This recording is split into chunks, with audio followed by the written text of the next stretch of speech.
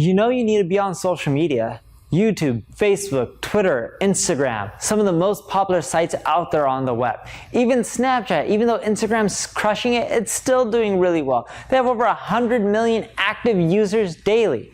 But as a beginner, all of this is overwhelming and complicated. So how do you start? Hey everyone, I'm Neil Patel, and today I'm going to share with you how to get started with social media as a beginner. The first thing you need to do is pick the right social network. Yes, there's a lot of them, whether it's Facebook, whether it's LinkedIn, whether it's Twitter.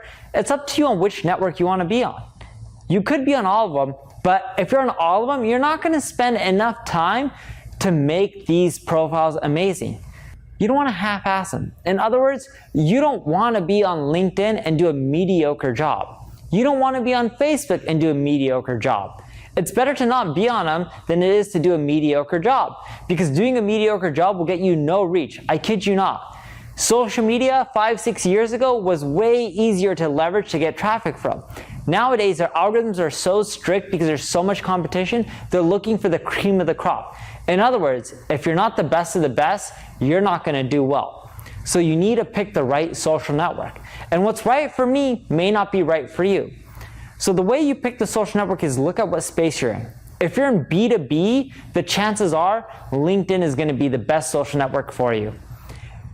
Twitter is also another good social network for B2B, but LinkedIn typically is better. If you're in B2C, Facebook does really well, Instagram does really well, YouTube does really well. Funny enough, YouTube works for both B2B and B2C.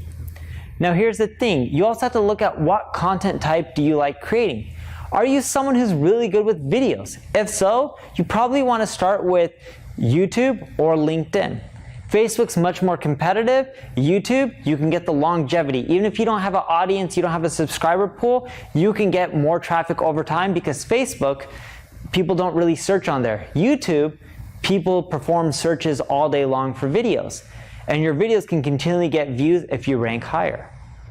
If you're going after an older demographic, Facebook is amazing. If you're going after a younger demographic, Instagram and Snapchat are amazing. But now that you have a right one, the second thing you need to do is start creating content. Yes, you're like, hey, I have no friends, I have no following. Doesn't matter, no one's gonna follow you if you don't have any content.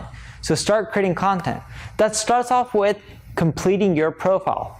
Facebook, Twitter, Instagram, all of them, they have profiles. You need to complete everything from a username to your email address to a really proper, nice image to a description of who you are or your company. If you don't complete your profile, you're not giving people a reason to follow. And when you're completing your profile, talk about the benefits that people are going to experience from following you or subscribing to your page. But as I mentioned, it's all about creating content. So it starts with the profile and then it gets to content.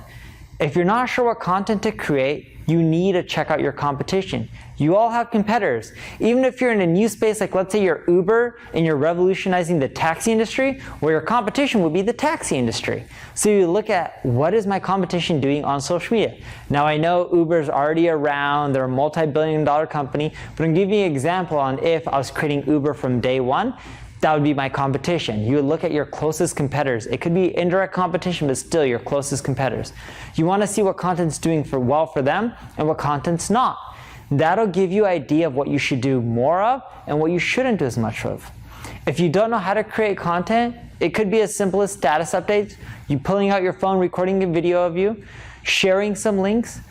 And if you're not sure what links to share, you can go to buzzsumo.com, type in any keywords from your industry, it'll show you all the popular articles. That shows you what people like on Facebook, Twitter, all the social sites, which will then give you an idea of what kind of content will resonate with that social network and what doesn't. Now that you're creating content, the next thing you need to do is build a connection.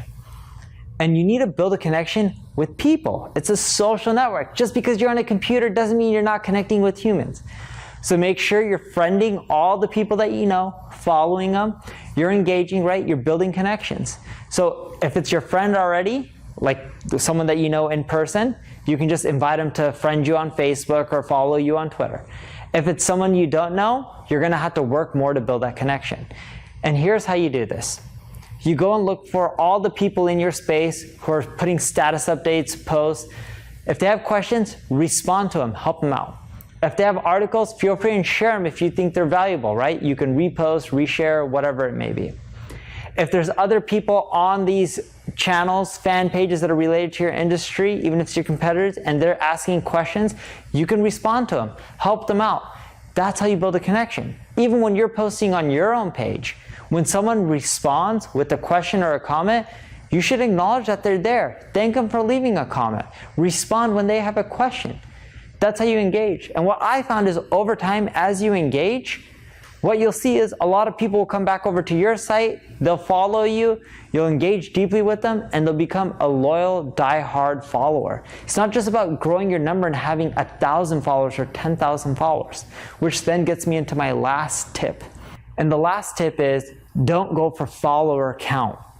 It's all about having valuable connections, personal ones.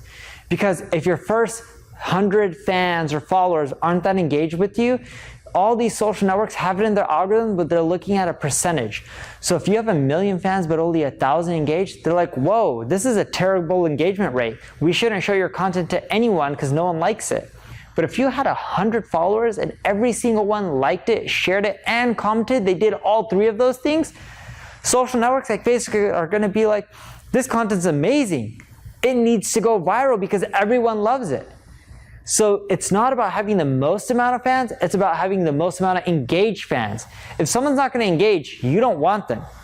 Don't just pay models to talk about you so you can get more followers. It's about having the most relevant, die-hard fans. And I know, as I said, that was going to be the last tip, but here's one more bonus tip for you. Don't push people to your business from day one. Within 3 months or 6 months, by all means, you can start talking about your business, slowly mentioning it, try to get people over to your site and as customers.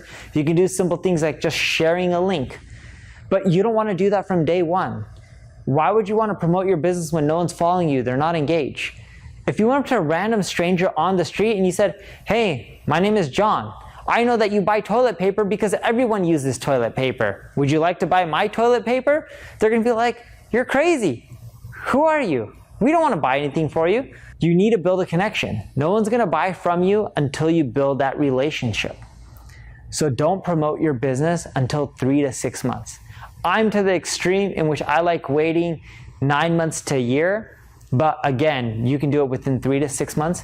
If you're doing advertising from day one, you can promote your business instantly. But if you're trying to build up everything organically, you can't promote your business from day one.